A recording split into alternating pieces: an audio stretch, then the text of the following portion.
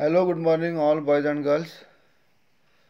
Open your textbook, unit number 1.4, Miss Slippery, page number 20. On page number 20, we start from second last passage. सगळ्यांनी पुस्तकं उघडा. पान number 20. पान number 20 वरचा खालून दुसरा passage. I will start the whole two passage on page number 20. Listen carefully. सगळ्यांनी नीट लक्ष द्या. खालून दुसरे दोन पॅसेज वाचतोय मी. Now listen. On winged feet I ran to my class. Soon I was lost in a rare reverie. I forgot that I was sitting in a class of wild girls whose prime pastime was teasing me. During the break, the water bottle that I was drinking from fell on me and I got fully drenched. Right in front of stood Maya and Chanda, laughing away to their heart's content. Chanda teased from the slippery hands of Slippery. The slippery bottle went slip, slip, slip. And now let's watch the fun, said Veena. I was enough. Now listen. On winged feet I ran to my class. On winged feet म्हणजे तिच्या पायाला पंख फुटले होते. तिच्या अंगात उत्साह भरला होता. ऑन विंग फीट म्हणजे पायाला पंख फुटणे. I ran to my class म्हणजे ती आनंदाच्या भरात तिच्या क्लासकडे धावत गेली.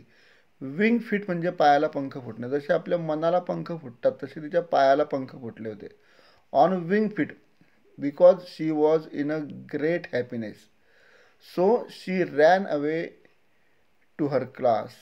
तिच्या आनंदाला पारावार नव्हता म्हणून तिच्या क्लासरूमकडे धावत सुटली होती. Soon I was lost in a rare reverie. I was lost ती हरवली होती. कशात हरवली होती? In a rare reverie. Reverie dream sleep. Reverie म्हणजे काय? ड्रीम स्लीप म्हणजे तिला ड्रीम स्लीप दिवा स्वप्न. रेव्हरी म्हणजे काय? ड्रीम स्लीप म्हणजे दिवा स्वप्न.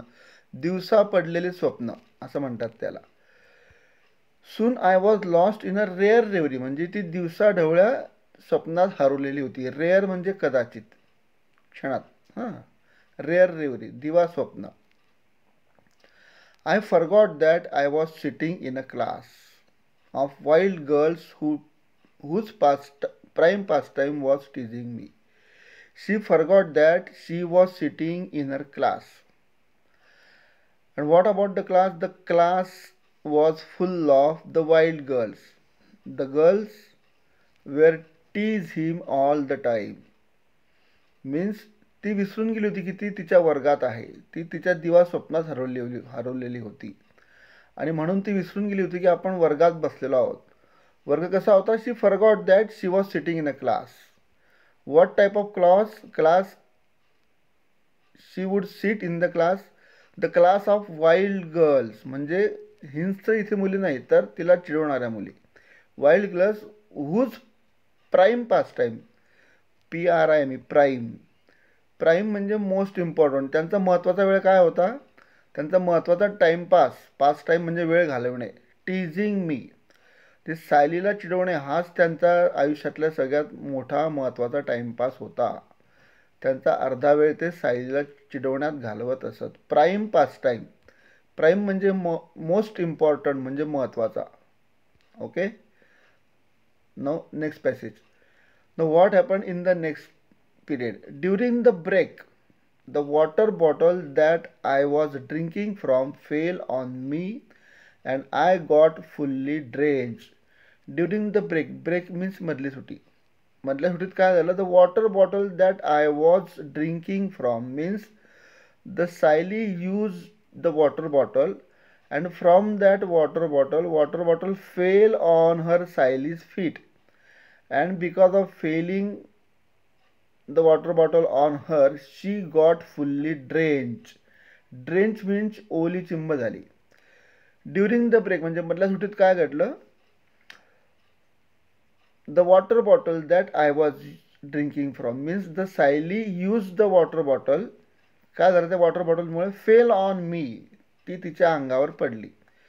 And because of that she got fully drench, ती पूर्णपणे ओलीचिंब भिजलेली होती. सायली ओलीचिंब झाली होती. ड्रेंच म्हणजे ओलीचिंब होणे. Then right in front of stood Maya and Chanda laughing away in their hearts content. Right in front of stood म्हणजे तिच्या समोर, in front of, right in front of म्हणजे डायरेक्ट माझ्यासमोर, तिच्यासमोर कोण उभं होतं? माया आणि चंदा. माया आणि चंदा नावाच्या दोन आगाऊ मुली तिच्यासमोर उभ्या होत्या. Laughing away to their hearts content, ते त्यांच्या मनापासून हसत होते. ही सायलीच्या अंगावर पाण्याची बाटली सांडल्यामुळे माया आणि चंदा नावाच्या मुली अतिशय मनसोक्त हसत होत्या. हार्ट्स कंटेंट म्हणजे मनसोक्त हसणे, मनापासून हसणे. चंदा टीज म्हणजे चंदा तिला चिडवत होती. From the slippery hands of slippery, निसरड्या मुलीच्या निसरड्या हातातून. काय झालं? The slippery bottle went slip, निसरड्या मुलीच्या निसरड्या हातातून पुन्हा एकदा बॉटल स्लिप झाली म्हणजे घसरली, निसटली. स्लिप स्लिप अँड स्लिप, पुन्हा पडली पडली पडली. And now let's watch the fun said Vina. There was Vina also, तिथे विना पण उभी होती. And Vina said now let's watch the fun, चला आपण आता सायलीची गंमत बघूया, असं विना पण म्हणाली. Then what happen, see in the next passage. I was squeezing the water out of my wet frock, remembering the teacher's word. I turned my back to them and ignored them completely. They were nonplussed and went away. I sensed a feeling of victory. I was squeezing the water out of my wet frock. Means Saili was squeezing the water. Squeezing म्हणजे पिळून काढणे, झटकणे. सायलीने तिच्या अंगावर सांडलेलं पाणी पिळलं, तिचा frock पिळला. Squeezing the water out of my wet frock, wet म्हणजे ओला, फ्रॉक म्हणजे जागा. पाणी सांडल्यामुळे तिचा जो फ्रॉक ओला झाला होता तो तिने पिळून काढला. स्क्वीज म्हणजे पिळणे. रिमेंबरिंग द टीचर्स वर्ड, तिच्या टीचरने सांगितलं होतं की teachers friend would be a very daring, teachers friend would be a very daring friend, म्हणजे तिच्या शिक्षण तिला सांगितलेलं होतं की माझी मैत्रिणी कशी असली पाहिजे, तर तसे शूरवीर धाडसी असली पाहिजे. रिमेंबरिंग द टीचर्स वर्ड म्हणजे शिक्षकाने सांगितलेले शब्द तिला आठवले. I turn my back to them, मी त्यांच्याकडे लक्ष नेता वळली. I turn my back to them and ignore them completely. Ignore म्हणजे दुर्लक्ष करणे. ती त्यांच्यापासून वळली आणि सायलीने त्यांच्याकडे पूर्णपणे दुर्लक्ष केलं. Ignore them completely. They were nonplussed and went away. Nonplussed इथे अर्थ दिला आहे बघा. Nonplussed, confuse and unable to react, त्या गोंधळल्या आणि प्रतिक्रिया न देता त्या चालल्या गेल्या. कन्फ्यूज म्हणजे गोंधळणे, अनेबल टू रिॲक्ट, गोंधळल्या आणि त्या चालल्या गेल्या, गोंधळून चालल्या गेल्या. I sensed a feeling of victory, आणि मी जिंकल्याचा आनंद झाल्याचं जाणवलं. आय सेन्स म्हणजे मला जाणवले. फिलिंग ऑफ विक्टरी, जिंकल्याचा आनंद, मी जिंकल्याचा आनंद मला जाणवला, असं सायली म्हणते. Then the third one passage. Before the school close for the day, the teacher came into the classroom again and said to me, from today you are going to be responsible for bringing the register, chalk and duster every morning. Come, take this key, carry the notebooks to the teacher's room, count them and keep them in my drawer. Ask the peon to show you my drawer. Before the school close in the day, म्हणजे शाळा संपण्याच्या अगोदर. Before the school close म्हणजे शाळा सुटण्याच्या अगोदर. For the day, त्या दिवशी. The teacher came to the classroom again. Sali's teacher came in the classroom again and said to the सायलीला त्या म्हणाल्या, शाळा सुटण्याच्या अगोदर तिच्या शिक्षिका तिच्या वर्गात आल्या आणि तिला म्हणाल्या, from today you are going to be responsible. आजपासून तुझ्यावर एक मी जबाबदारी देणार आहेस. You are going to be responsible, तुझ्यावर एक जबाबदारी द्यायची आहे. For bringing the register, chalk and duster every morning. ते काय सांगितलं तिला, ब्रिंगिंग द रजिस्टर म्हणजे हजेरी पत्रक. रजिस्टर म्हणजे काय, हजेरी पत्रक, आपण ज्याला कॅटलॉग म्हणतो. चॉक म्हणजे खडू आणि डस्टर एव्हरी मॉर्निंग, रोज सकाळी तुझ्यावर ही जबाबदारी दिलेली आहे की रोज सकाळी हजेरी पत्रक, खडू आणि डस्टर तुला रोज आणायचं आहे. कम टेक दिस की, इकडे ये आणि ही चावी घे. Carry the notebooks to the teachers room, take this notebooks and go to the teachers room, असं सायलीच्या शिक्षकाने तिला सांगितलं. Count them and keep them in my drawer means count the all notebooks, सगळ्या नोटबुक्स किती आहेत ते मोजायचं. काउंट म्हणजे मोजणे. Count them means count the all the notebooks and keep them in my drawer, आणि सगळे वह्या ज्या आहेत या उचल, मोज आणि माझ्या ड्रॉवरमध्ये, माझ्या कप्प्यात जाऊन ठेव. Ask the peon to show you my drawer, शिपायाला विचार की माझा ड्रॉवर कोणता आहे, माझा खण किंवा माझा कप्पा कोणता आहे. What happen next, listen carefully. My otherwise trembling legs were now filled with some miraculous strength. I rushed enthusiastically and completed the assigned job in a jiffy. When I placed the key on the teacher's table, she looked at me and smiled. I smiled back. My otherwise trembling legs were now filled with some miraculous strength. नेहमी माझे थरथरणारे पाय, थरथर कापणारे पाय, otherwise trembling legs म्हणजे थरथर कापणारे पाय, नाव field with some miraculous strength, त्याच्यामध्ये काहीतरी जादू संचारली होती. मिरॅक्युलस म्हणजे जादुई शक्ती. मिरॅक्युलस म्हणजे काय, जादुई. मिरॅक्युलस म्हणजे मॅजिकल. बघा, MIRACULOUS, मिरॅक्युलस मीन्स मॅजिकल. मॅजिकल म्हणजे जादुई. स्ट्रेंथ म्हणजे शक्ती. तिच्या पायांमध्ये एक वेगळीच शक्ती संचारलेली होती आज. Not filled with some miraculous strength म्हणजे जादुई शक्तीच्यात संचारली होती. I rushed enthusiastically means Sayali rushed enthusiastically. Enthusiastically म्हणजे उत्साहाने. And completed the assigned job in a jiffy. Assigned job म्हणजे नेमून दिलेला. असाइन म्हणजे काय, नेमून दिलेला जॉब. इन अ जिफी म्हणजे विदिन नो टाईम, क्षणार्धात, कमीत कमी वेळामध्ये. असाइन म्हणजे नेमून दिलेले काम. And completed the assign job, नेमून दिलेले काम. इन अ जिफी म्हणजे कमीत कमी वेळात, क्षणार्धात. In a jiffy, within no time, कमीत कमी वेळात, क्षणार्धात तिने पूर्ण केले. When I place the key on the teachers table, when Sayali place the key on her teachers table, जेव्हा सायलीने शिक्षकांच्या टेबलवर चाव्या ठेवल्या.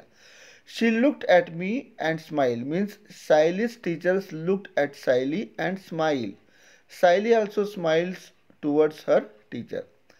आणि हे सगळं काम यशस्वीरित्या पूर्ण केल्यावर, चाबी टेबलवर ठेवल्यावर शिक्षकेने तिच्याकडे पाहून स्मितहास्य केले आणि सायलीने सुद्धा त्यांच्याकडे पाहून स्मितहास्य केले.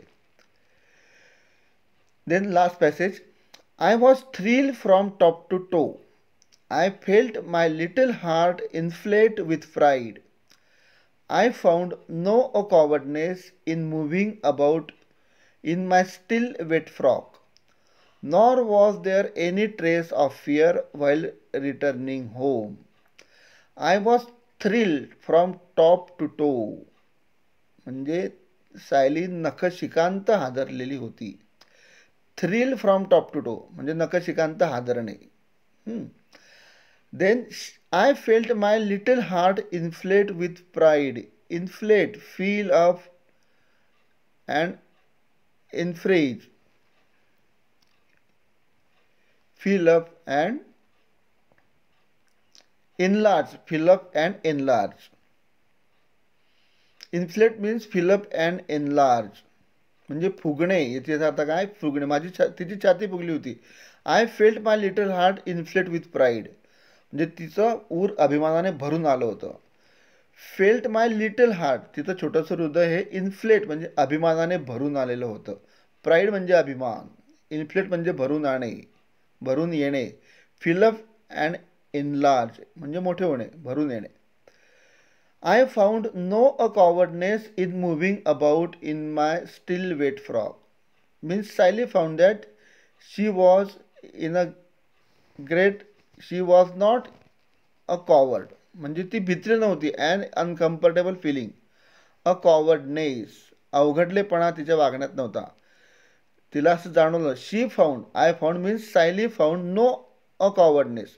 तिच्यामध्ये अवघडलेपणा नव्हता. In moving about in my still wet frock, म्हणजे तिच्या अंगावरचा फ्रॉक ओला असताना सुद्धा ती अवघडल्यासारखी वागत नव्हती असं तिला वाटतंय.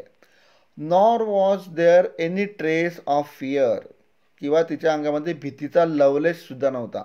एनी ट्रेस ऑफ फिअर म्हणजे भीतीचा लवलेश नसणे. व्हाईल रिटर्निंग होम, जेव्हा ती शाळेतून घरी परत जायला निघाली तेव्हा तिच्यामध्ये भीतीचा कुठलाही लवलेश तिला आढळला नाही. In this way, because of Sayali's teacher, her confidence was built up in her heart. शिक्षकांच्या एका चांगल्या वागणुकीमुळे सायलीसारख्या कायम गोंधळलेल्या स्वरूपात असणाऱ्या मुलीचा आत्मविश्वास हा तिला परत मिळाला होता. Only because of her teacher. Okay.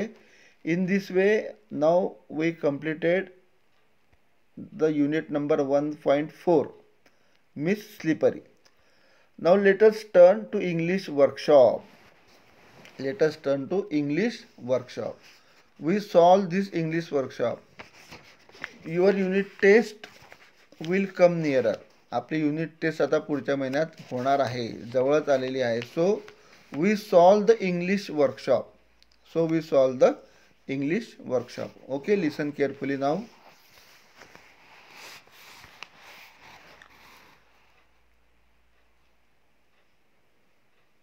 Exercise number 1. Two different words are joined to form a new word with a new meaning. Such words are called compound words. Sometimes there is hyphen means dash between compound words. बघा इकडे, two different words are joined to form a new word. जे दोन वेगवेगळ्या शब्दांचे वेगवेगळ्या अर्थांचे शब्द जर एकत्र आले तर तिथे एक नवीन शब्द तयार होतो. The different words are joined, जे दोन वेगवेगळे शब्द एकत्र आल्यावर एक नवीन शब्द तयार होतो आणि त्याचा अर्थ वेगळा होतो. With a new meaning. Such words are called compound words. अशा शब्दांना कंपाऊंड वर्ड्स असं म्हणतात. समटाइम्स देअर इज हायपन, काही वेळा या दोन शब्दांच्या मध्ये डॅश चिन्ह असतं between the compound words. For example, home, work. There is two different work, home and another word is work. And when these two words come between, the new words begin here, home, work. Or kind-hearted. Kind is another word, hearted is another word. They come together, the new word is formed like that, kind-hearted. आता आपल्याला काय करायचं आहे, pick out some compound words from the lesson. अशा प्रकारचे दोन शब्द एकत्र येऊन आलेले जे नवीन शब्द आहेत ते आपल्याला आपल्या लेसनमधून शोधून काढायचे आहेत. फॉर एक्झाम्पल त्यांनी दिलेलं आहे homework or kind hearted. No another word is from the lesson notebook. Note is word and books is other word. They come together, the words new word becomes notebook. Notebooks. Number 2, never ending. न संपणारे, never ending.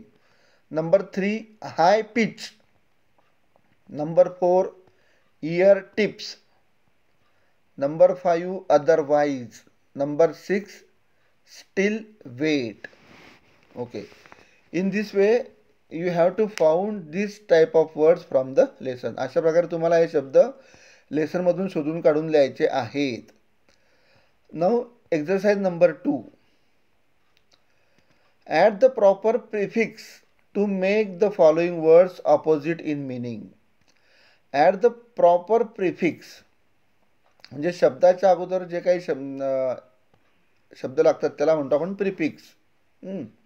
असे prefix लावून शब्द तयार करायचे आणि ते opposite words म्हणजे विरुद्धार्थी शब्द पाहिजे आहेत.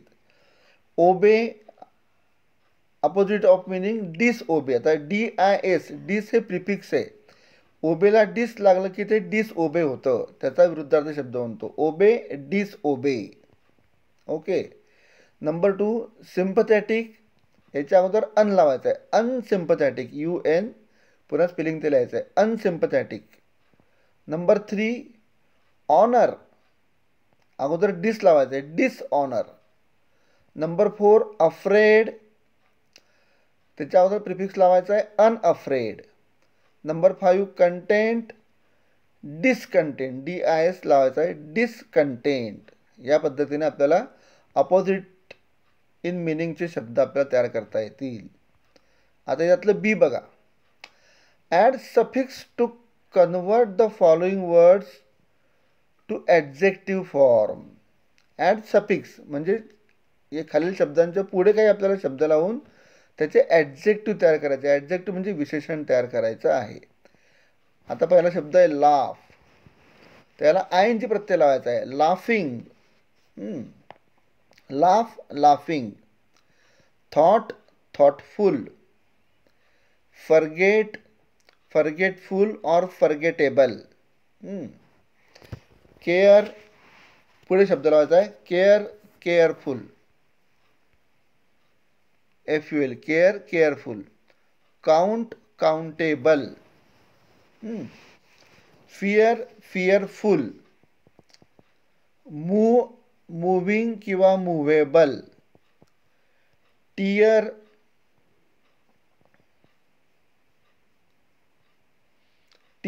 फिअर, सॉरी टियर नाही येते, फिअर आहे. Fear, fearful. Punish, punishable. Joy, joyful. Okay, या पद्धतीने आपल्याला सफिक्स लावून याचे ॲडजेक्टिव्ह फॉर्म तयार करता येतील. Exercise number 3. Find words or expressions from the story which are similar in meaning to. म्हणजे सिमिलर मिनिंग वर्ड्स आपल्याला इथे लिहायचे आहेत. मी तुम्हाला सांगितलं होतं शब्दार्थ पाठ करा. अशावेळी आपण शब्दार्थ पाठ केल्यानंतर उपयोग आपल्याला होतो.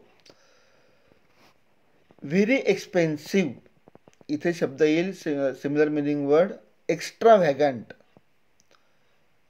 लॉंगिंग for, yearning, longing for, yearning. Could not remember at all, जे went black, काही न आठवणे. कॉन्स्टंट, परपेच्युअल. कॉन्स्टंट म्हणजे काय, perpetual. Gather all courage, muster courage. याचं काय similar meaning word, muster courage. Filled and increase in size. Filled and increase in size. Inflate, आकाराने वाढणे, inflate. Paining badly, paining badly. Smarting, spelling paining badly means smarting. Force to pay a big amount of money. एक्स्ट्राव्हॅगंट.